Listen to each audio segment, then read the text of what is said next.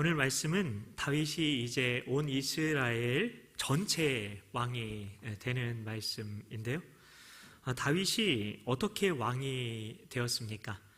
1절에 보면 나아와라는 단어가 있습니다. 나아와. 오늘날 대통령이 되고 싶은 사람은 국민들에게 나아가서 유세도 하고 공약도 내걸고 표를 얻게 됩니다. 그런데 다윗은 어떻게 합니까? 공약을 내세웠나요? 사람들을 찾아갔나요? 둘 다 아니죠. 사람들이 먼저 다윗에게 찾아와서 우리가 당신과 한 핏줄이고 고륙 친척이라고 말합니다. 3절에는 이스라엘의 모든 장로들까지 다윗에게 다 나오고 있죠.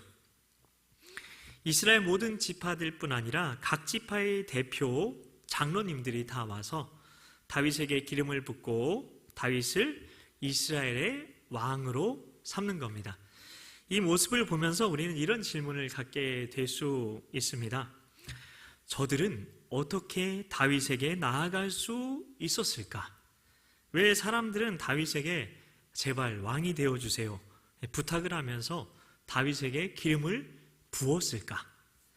힌트는 2절에 있습니다. 제가 좋아하는 숫자 2절에 있는데, 전에 곧 사울이 우리의 왕이 되었을 때에도 이스라엘을 거느려 출입하게 하신 분은 왕이시었고 여호와께서도 왕에게 말씀하시기를 내가 내 백성 이스라엘의 목자가 되며 내가 이스라엘의 주권자가 되리라 하셨나이다 하니라.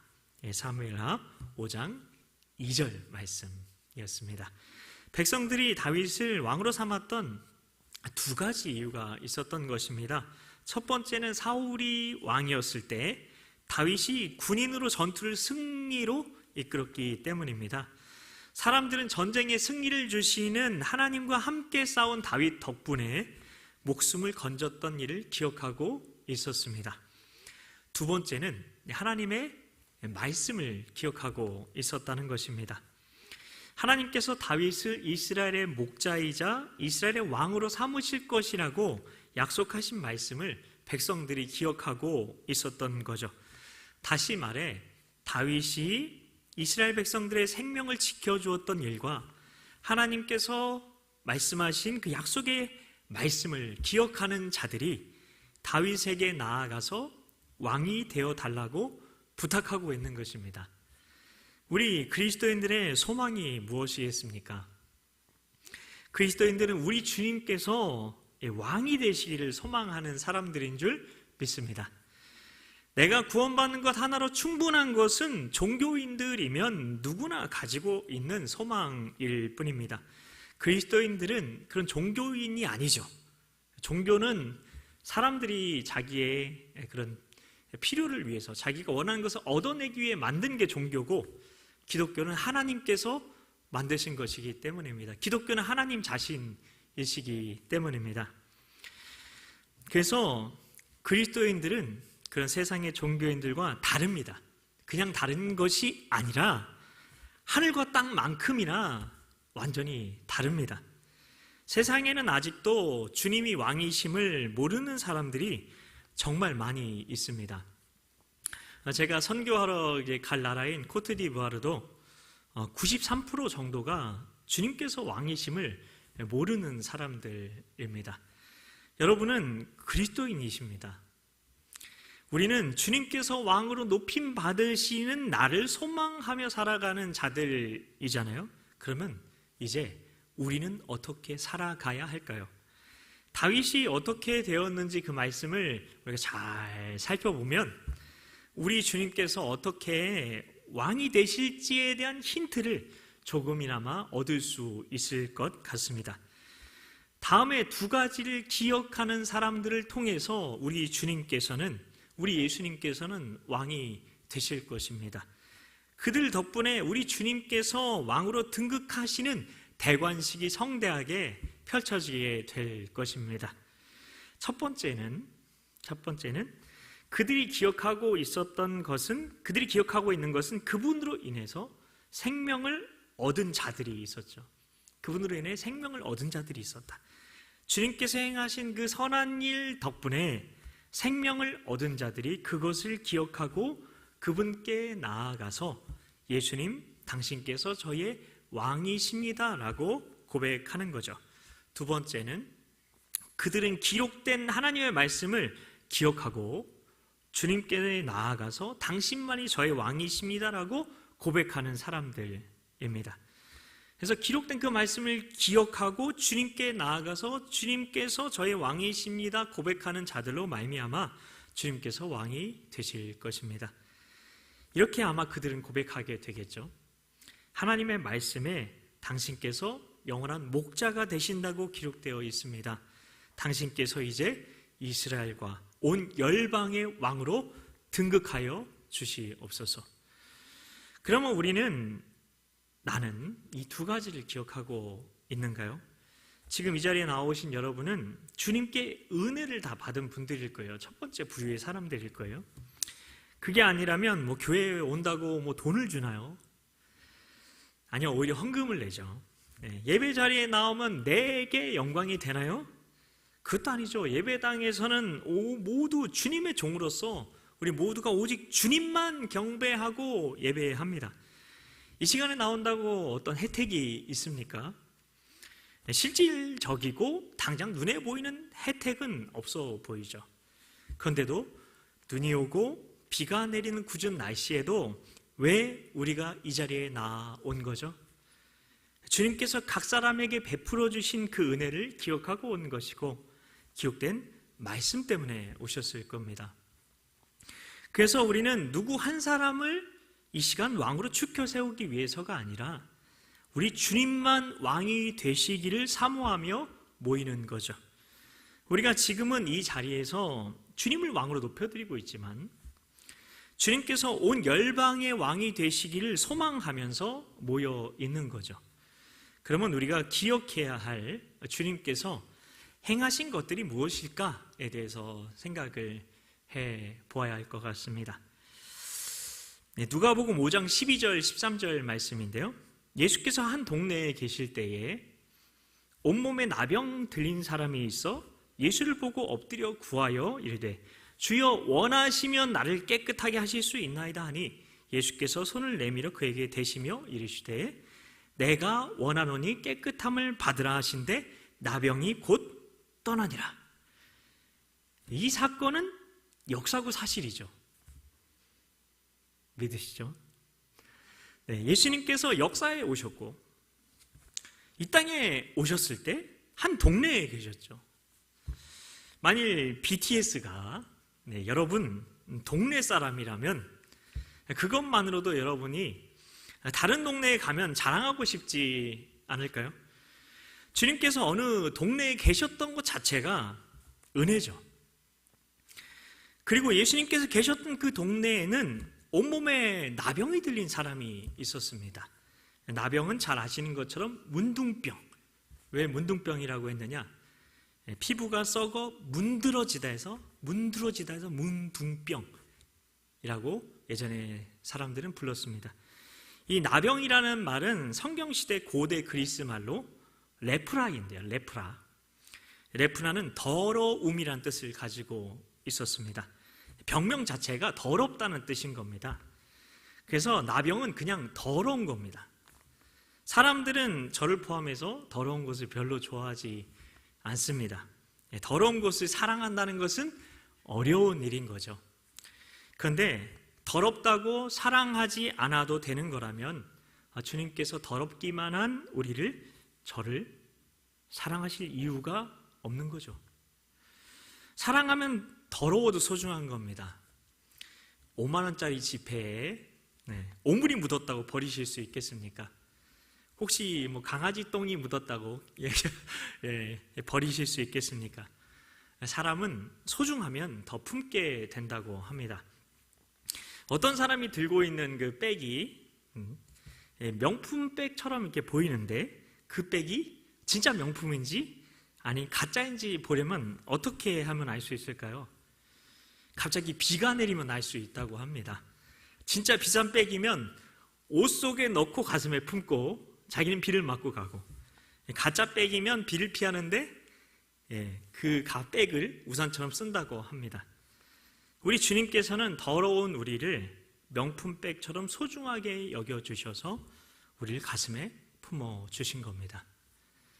이 나병이라는 더러운 병에 걸린 사람이 예수님을 보고 엎드리고는 자기를 깨끗하게 해달라고 간구한 겁니다.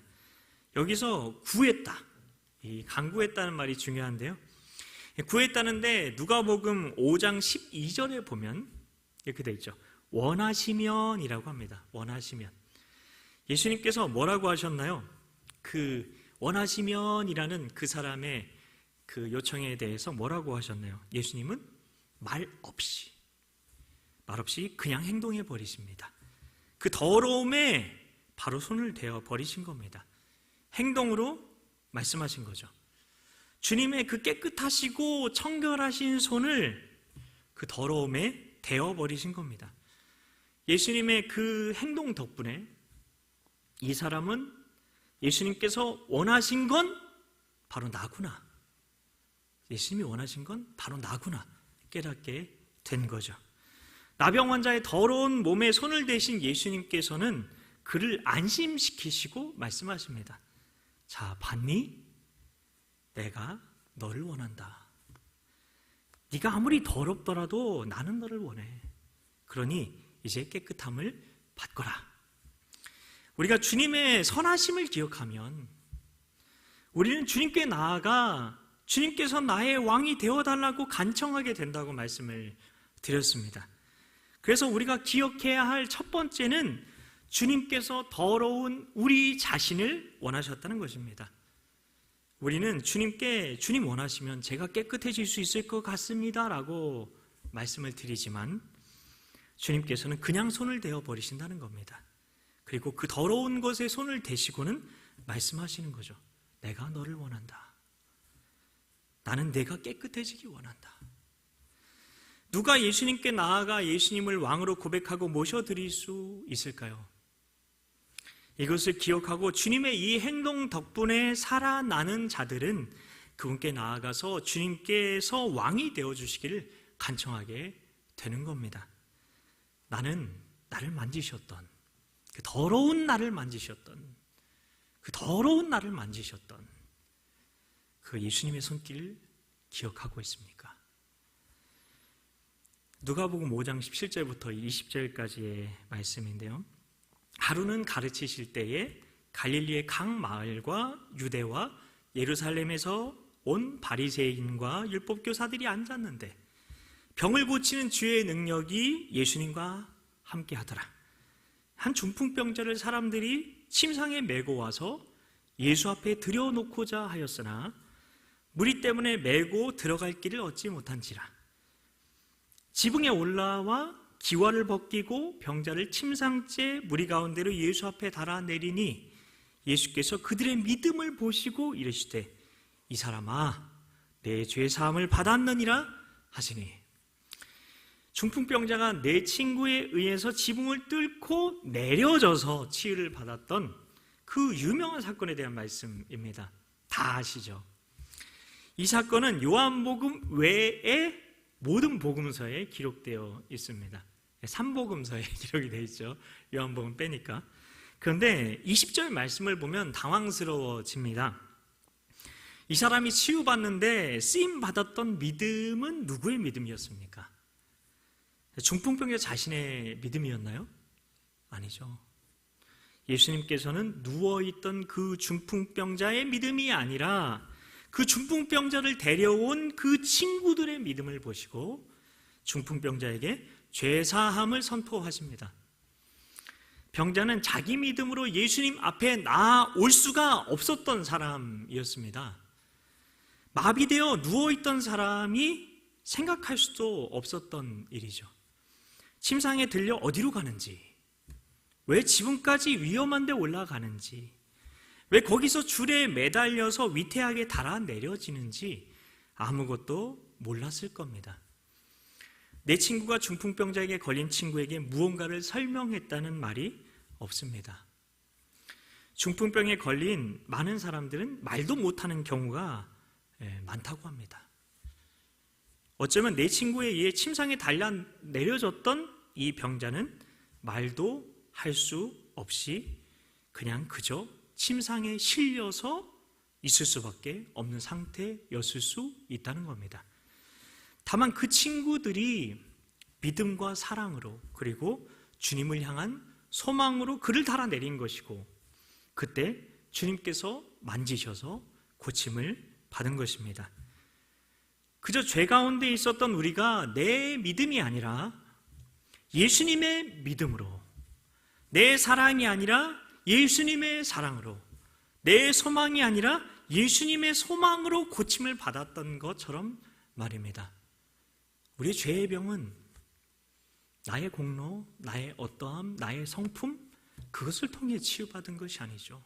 오직 예수님께서 행하셨던 그 모든 것 때문에 우리는 치유를 받고 고침을 받은 것입니다. 그래서 우리가 예배하는 거죠.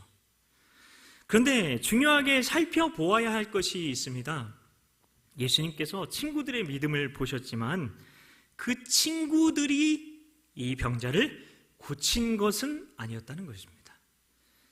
이 중풍병자는 예수님께서 고쳐주셨다고 해야 옳습니다. 이것을 우린 꼭 기억해야 합니다. 사람을 바라보면 안 됩니다. 절대로 안 됩니다. 사람을 통해서 은혜를 주시는 분은 주님이시죠. 주님이시죠. 교회에서 문제가 되는 것은 교회의 주인이 오직 예수님뿐이신데 목사님을 교회의 주인처럼 받들거나 때로는 성도님들이 교회의 주인처럼 떠받들여지기를 원하는 경우입니다.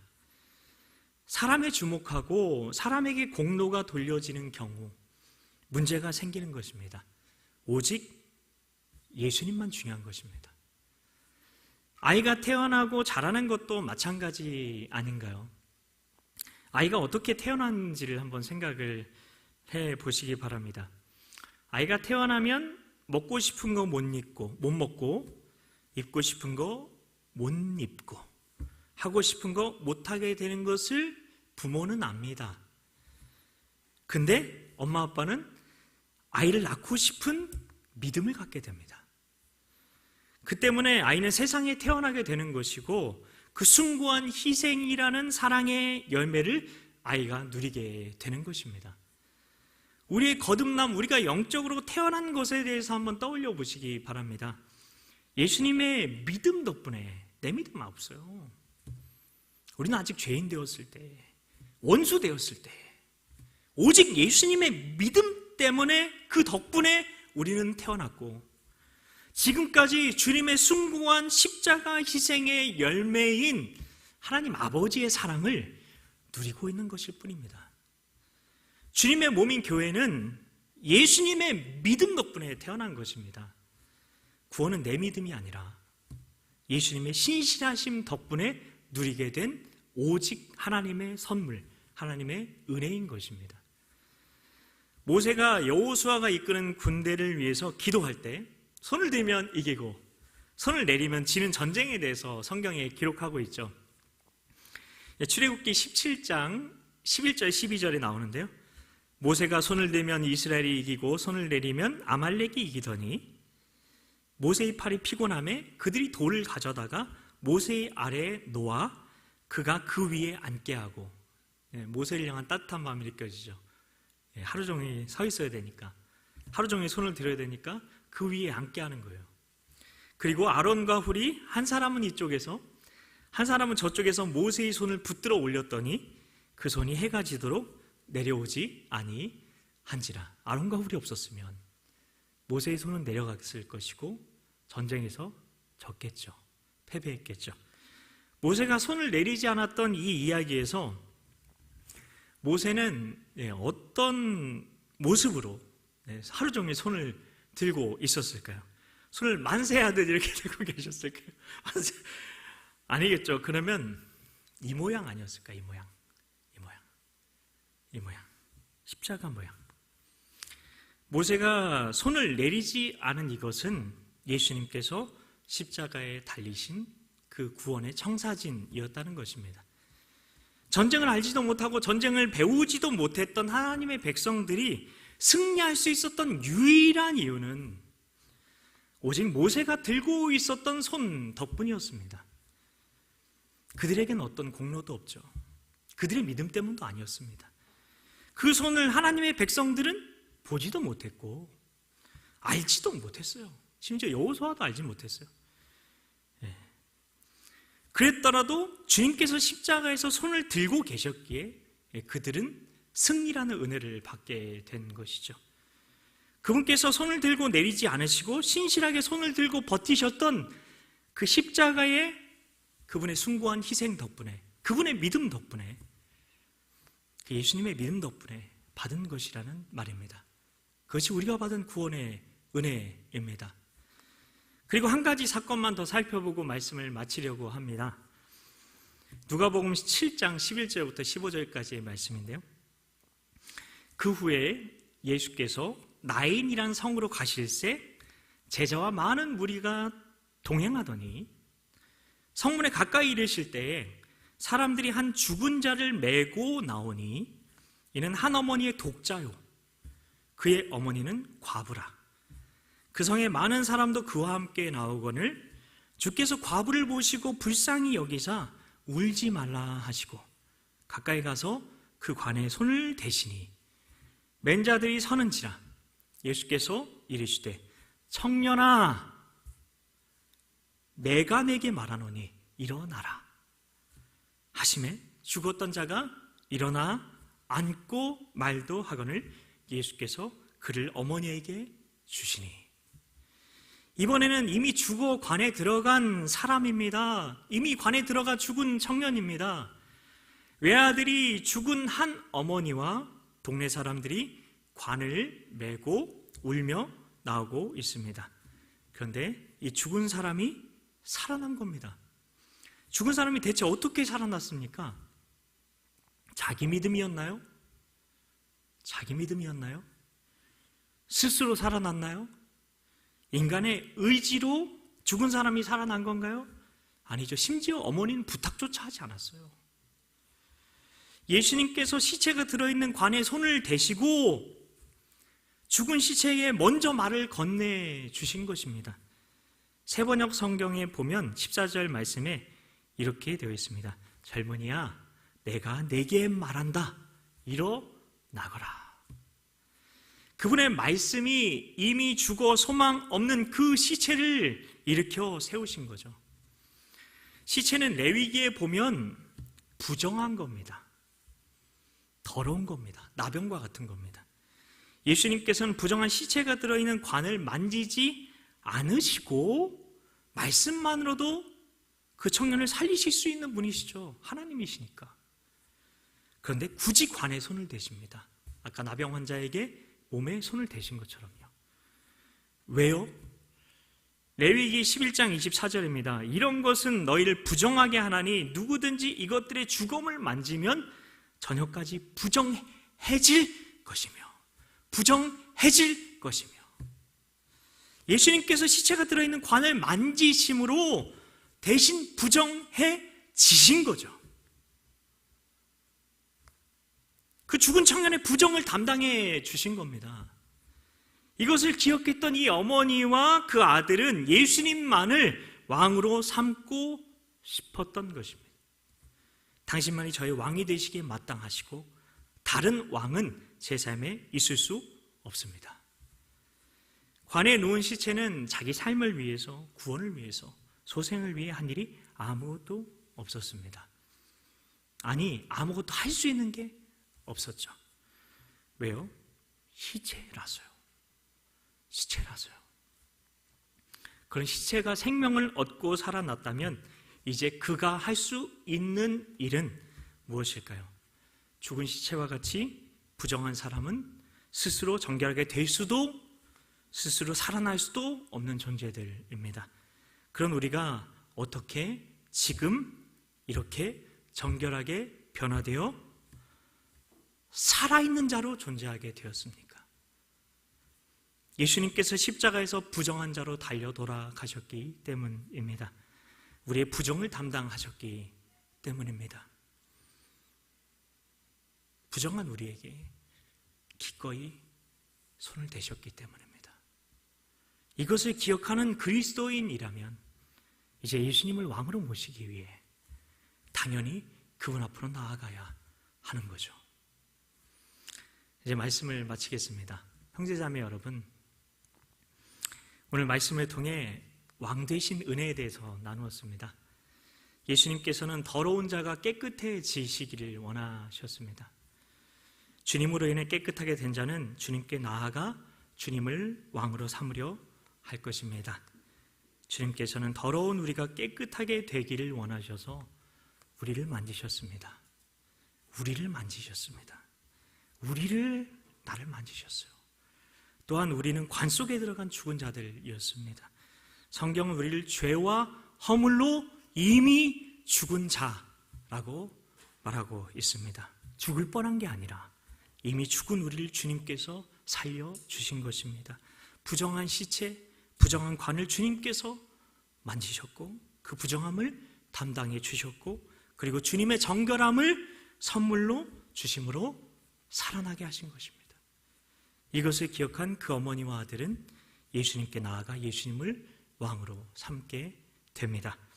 이런 은혜를 기억하는 자들이 우리 모두라면 우리도 주님께 나아가 주님을 나의 왕으로 고백하며 높이는 우리가 됨으로 왕이신 하나님을 참으로 경배하는 예배자들 되시길 예수님의 이름으로 축복합니다. 같이 찬양하겠습니다.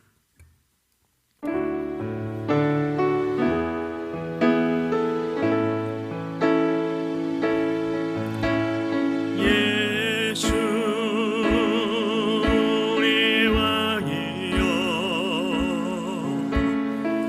우리 왕이여 이곳에 오소서 보좌로 주여 임하사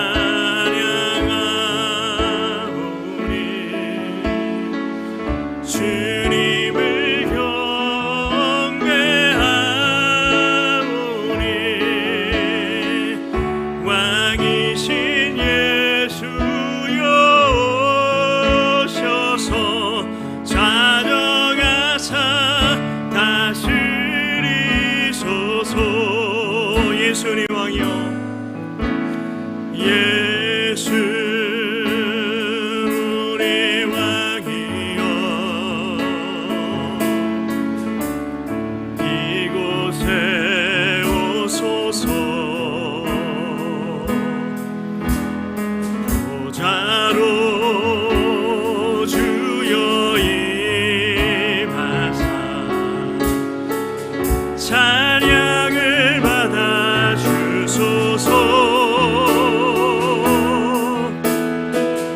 주님을 찬양하오니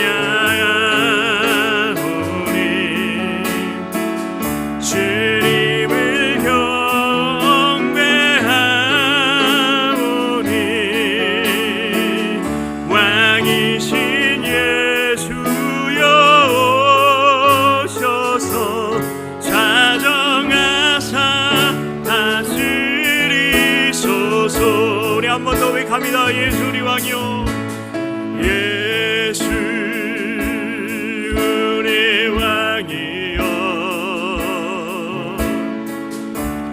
이곳에 오소서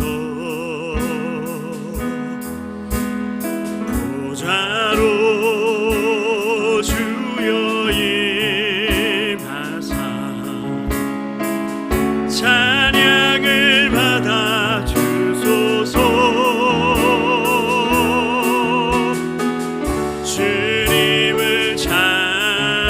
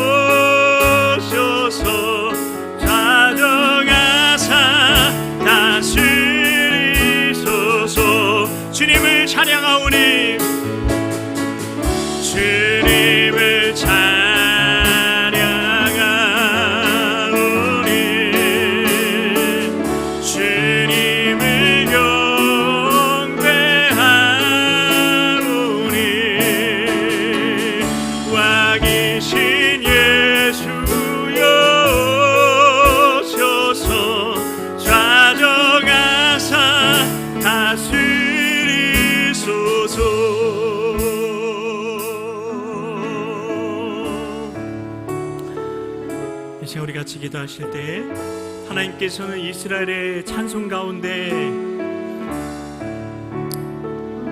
좌정하신다고 말씀하여 주셨습니다. 이 시간 성령님께서 우리에게 감동 주시는 대로 우리 하나님을 높이며 하나님을 찬양하며 이 시간 나아가도록 하겠습니다. 주님의 이름 한번 간절히 부르짖고 이 시간 주님을 높이며 주님을 찬양하며 나아갑니다. 주여